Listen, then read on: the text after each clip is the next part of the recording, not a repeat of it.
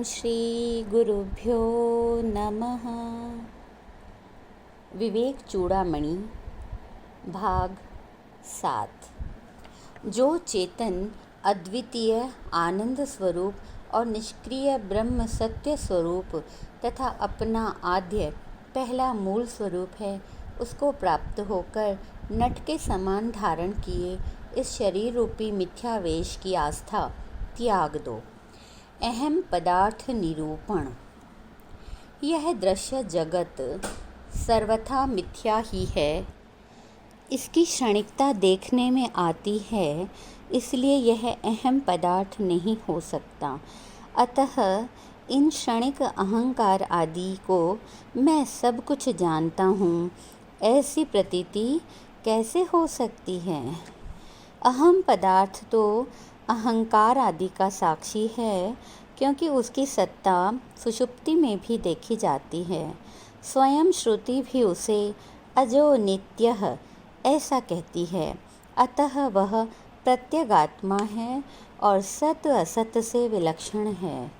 अहंकार आदि विकारी वस्तुओं के समस्त विकारों को जानने वाला नित्य तथा अविकारी ही होना चाहिए। मनोरथ, स्वप्न और सुषुप्ति काल में इन स्थूल सूक्ष्म दोनों शरीरों का अभाव बार बार स्पष्ट देखा गया है। अतः ये अहम पदार्थ आत्मा कैसे हो सकते हैं। इसलिए इस मांस पिंड और इसके बुद्धि कल्पित अभिमानी जीव में अहम बुद्धि छोड़ो और अपने आत्मा को तीनों कालों में अबाधित और अखंड ज्ञान स्वरूप जानकर शांति लाभ करो। इस लिबलिबे मांसपिंड के आश्रित रहने वाले कुल, गोत्र, नाम, रूप और आश्रम का अभिमान छोड़ो तथा कर्तापन, भोक्तापन आदि लिंग देह के धर्मों को भी त्याग कर अखंड आनंद स्वरूप हो जाओ। अहंकार निंदा। पुरुष को इस संसार बंधन की प्राप्ति के कारण रूप और भी अनेक प्रतिबंध हैं, किंतु उन सब का मूल प्रथम विकार अहंकार ही है, क्योंकि अन्य समस्त अनात्म भावों का प्रादुर्भाव इसी से होता है। जब तक इस दुरात्मा अहंकार से आत्मा का संबंध है, तब तक मुक्ति जैसी विलक्षण बात की लेशमात्र भी आशा न रखनी चाहिए। अहंकार रूपी ग्रह राहु से मुक्त हो जाने पर चंद्रमा के समान आत्मा निर्मल, पूर्ण एवं नित्यानंद स्वरूप स्वयं प्रकाश होकर अपने स्वरूप को प्राप्त हो जाता है। अज्ञान से अत्यंत मोहित बुद्धि की कल्पना से इस शरीर में ही जो यही मैं हूँ ऐसी प्रतीति हो रही है, उसका सर्वथा नाश हो जाने पर ब्रह्म में निर्बाध आत्मभाव हो जाता है।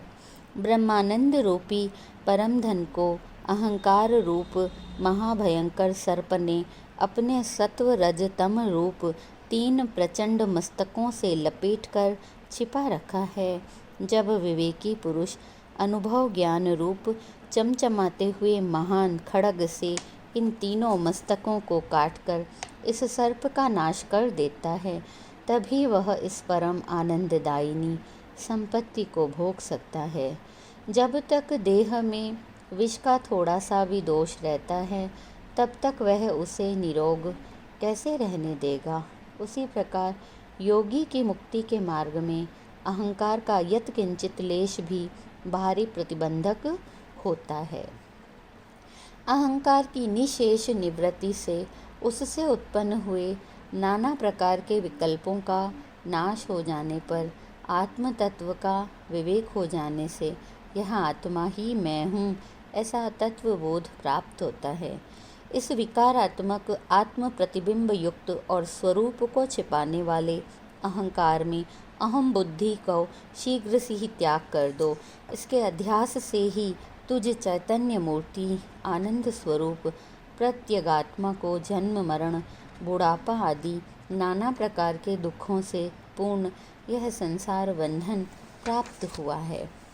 इस अहंकार रूप अध्यास के बिना तुझ सर्वदा एक रूप चिदात्मा व्यापक आनंद स्वरूप पवित्र कीर्ति और अविकारी आत्मा को और किसी प्रकार संसार बंधन की प्राप्ति नहीं हो सकती।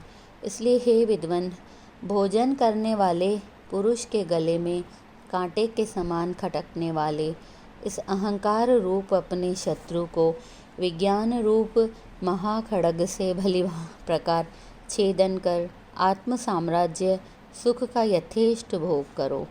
फिर अहंकार आदि की कर्तृत्व भोक्तृत्व आदि वृत्तियों को हटाकर परमार्थ तत्व की प्राप्ति से राग रहित होकर आत्मानंद के अनुभव से ब्रह्म भाव में पूर्णतया स्थित होकर निर्विकल्प और मौन हो जाओ।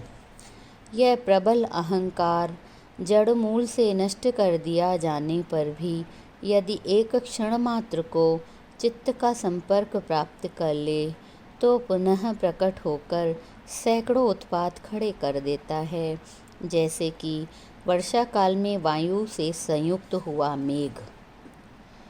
क्रिया, चिंता और वासना का त्याग। इस अहंकार रूप शत्रु का निग्रह कर लेने पर फिर विषय चिंतन के द्वारा इसे सिर उठाने का अवसर कभी न देना चाहिए, क्योंकि नष्ट हुए जंभीर के वृक्ष के लिए जल के समान इसके पुनरुज्जीवन फिर से जी उठने का कारण यह विषय चिंतन ही है। जो पुरुष देहात्म बुद्धि से सहित है वही कामना वाला होता है। जिसका देह से संबंध नहीं है वह विलक्षण आत्मा कैसे सकाम हो सकता है।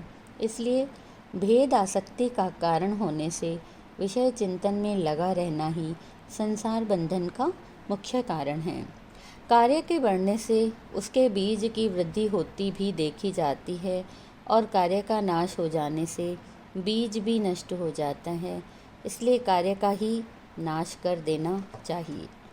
वासना के बढ़ने से कार्य बढ़ता है और कार्य के बढ़ने से वासना बढ़ती है। इस प्रकार मनुष्य का संसार बंधन बिल्कुल नहीं छूटता। इसलिए संसार बंधन को काटने के लिए मुनि इन दोनों का नाश करे। विषयों की चिंता और बाह्य क्रिया, इनसे ही वासना की वृद्धि होती है और इन दोनों से ही बढ़कर वह वासना आत्मा के लिए संसार रूप बंधन उत्पन्न करती है।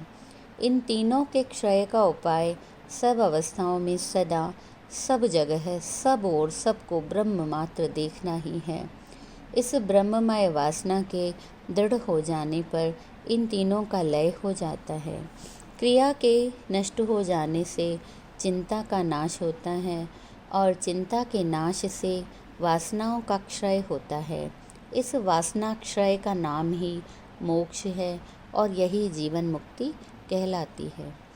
सूर्य की प्रभा के उदय होते ही जैसे अत्यंत घोर अंधेरी रात का भी सर्वथा नाश हो जाता है, उसी प्रकार ब्रह्म वासना की स्फूर्ति का विस्तार होने पर यह अहंकार आदि की वासनाएं लीन हो जाती हैं।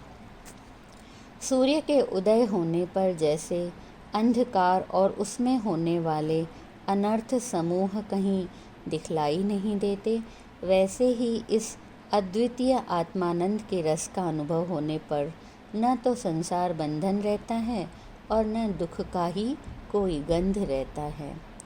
प्रमाद निंदा। यदि तुम्हारा कर्म बंधन अभी शेष है तो इस प्रतीयमान दृश्य का लय करते हुए और बाहर भीतर से सावधान रहकर अपने सत्ता मात्र आनंद घन स्वरूप का चिंतन करते हुए कालक्षेप करो। ब्रह्म विचार में कभी प्रमाद या असावधानी न करना चाहिए, क्योंकि ब्रह्मा जी के पुत्र भगवान सनत कुमार जी ने कहा है, प्रमाद मृत्यु है। विचारवान पुरुष के लिए अपने स्वरूपानुसंधान से प्रमाद करने से बढ़कर और कोई अनर्थ नहीं है, क्योंकि इसी से मोह होता है और मोह से फिर अहंकार, अहंकार से बंधन और बंधन से क्लेशों की प्राप्ति होती है। जिस प्रकार कुलटा स्त्री अपने प्रेमी जार पुरुष को उसकी बुद्धि बिगाड़कर पागल बना देती है, उसी प्रकार विद्वान पुरुष को भी विषयों में प्रवृत्त होता देखकर आत्मविस्मृति बुद्धि दोषों से विक्षिप्त कर देती है।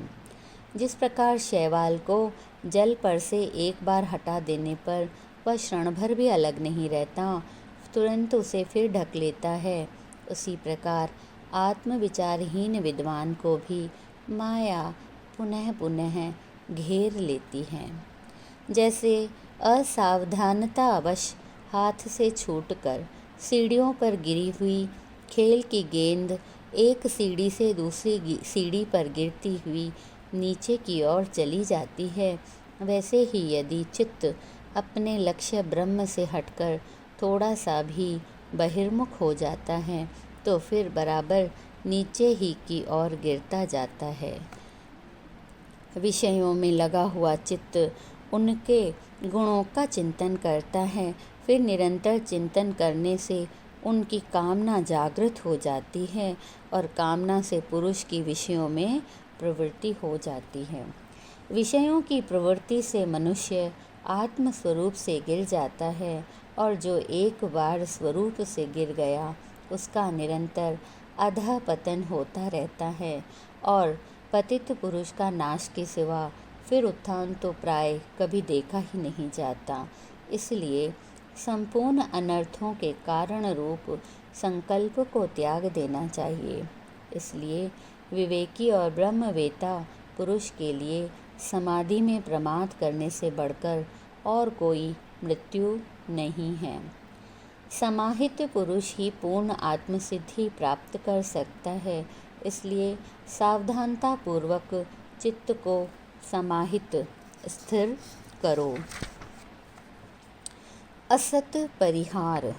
जिसने जीते हुए ही कैवल्य पद प्राप्त कर लिया है, उसी की देहपात के अनंतर कैवल्य मुक्ति होती है, क्योंकि जो थोड़ा सा भी भेद देखता है उसके लिए यजुर्वेद की श्रुति भय बताती है। जब कभी यह विद्वान अनंत ब्रह्म में अणुमात्र भी भेद दृष्टि करता है, तभी इसको भय की प्राप्ति होती है, क्योंकि स्वरूप के प्रमाद से ही अखंड आत्मा में भेद की प्रतीति हुई है। श्रुति, स्मृति और सैकड़ों युक्तियों से निषिद्ध हुए इस दृश्य यानी देह आदि में जो आत्मबुद्धि करता है, वह निषिद्ध कर्म करने वाले चोर के समान दुख पर दुख भोगता है। जो अद्वितीय ब्रह्म रूप सत्य पदार्थ की खोज करता है, वही मुक्त होकर अपने नित्य महत्व को प्राप्त करता है, और जो मिथ्या दृश्य पदार्थों के पीछे पड़ा रहता है वह नष्ट हो जाता है। ऐसा ही साधु और चोर के विषय में देखा भी गया है। यति को चाहिए कि असत पदार्थों का पीछा छोड़कर यह साक्षात ब्रह्म ही मैं हूँ, ऐसी आत्मदृष्टि में ही स्थिर होकर रहे। अपने अनुभव से उत्पन्न हुई ब्रह्मनिष्ठा ही अविद्या के कार्यभूत इस प्रतीयमान प्रपंच के दुख को दूर करके परम सुख देती है। बाह्य विषयों का चिंतन अपने दुर्वासना रूप फल को ही उत्तरोत्तर बढ़ाता है। इसलिए विवेक पूर्वक आत्मस्वरूप को जानकर बाह्य विषयों को छोड़ता हुआ नित्य आत्म अनुसंधान ही करता रहे। बाह्य पदार्थों का निषेध कर देने पर मन में आनंद होता है, और मन में आनंद का उद्रेक होने पर परमात्मा का साक्षात्कार होता है, और उसका सम्यक साक्षात्कार होने पर संसार बंधन का नाश हो जाता है। इस प्रकार बाह्य वस्तुओं का निषेध ही मुक्ति का मार्ग है। सत असत वस्तु का विवेकी, श्रुति प्रमाण का जानने वाला, परमार्थ तत्व का ज्ञाता, ऐसा कौन बुद्धिमान होगा जो मुक्ति की इच्छा रखकर भी जानबूझकर बालक के समान अपने पतन के हेतु असत पदार्थों का ग्रहण करेगा। जिसकी देह आदि अनात्म वस्तुओं में आसक्ति है उसकी मुक्ति नहीं हो सकती, और जो मुक्त हो गया हो उसका देह आदि में अभिमान नहीं हो सकता। जैसे सोए हुए पुरुष को जागृति का अनुभव नहीं हो सकता और जागृत पुरुष को स्वप्न का अनुभव नहीं हो सकता, क्योंकि ये दोनों अवस्थाएं भिन्न गुणों के आश्रय रहती हैं। शेष अगली कड़ी में आप सबको नमन। ओम श्री परमात्मने नमः।